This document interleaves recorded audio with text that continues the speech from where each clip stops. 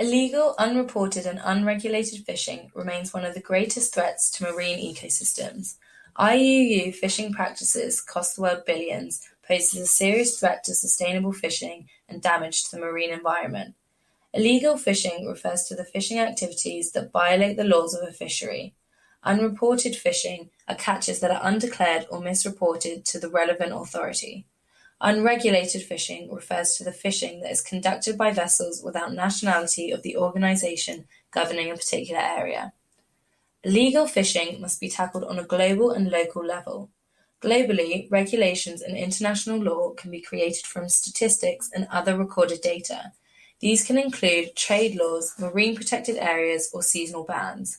For example, the whale moratorium introduced by the International Whaling Commission means that there is a pause on all commercial whaling. However, some countries, such as Norway and Iceland, ignore regulations and steal whale commercially today. On a local level, illegal fishing can be tackled with the help of local fishing communities.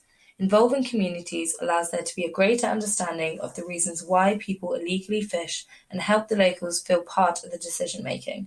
For example, in Sri Lanka, research on illegal shark fishing showed that locals were feeling a lack of support to help find alternatives, explaining why they ignored current regulations. In order to tackle unreported fishing, electronic monitoring is used. Due to the closed system, electronic monitoring of data is a significant tool for compliance purposes.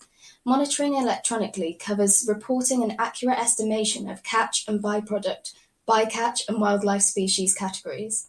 Another way to tackle unreported fishing is to have at-sea observers.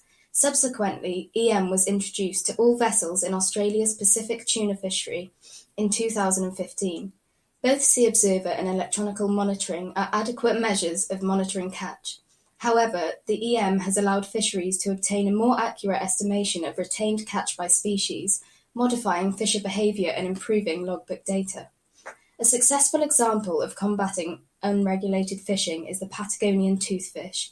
A specific measure against vessels without nationality is a greater transparency in the flagging and the ownership information of fishing vessels. Additional data on fish stocks and fish species can also lead to better global management, which would target fishing vessels in areas with a lack of management. Obviously, if there is an economic benefit to gain by IUU fishing, it will persist. Therefore, the most important measures could appear to be the attainment of more surveillance, leading to more effective penalties, hopefully ending with better communication. If we still want to have sustainable fisheries 50 years from now, this is a problem that needs to be dealt with in the short term. Otherwise, we could be facing the prospects of empty oceans.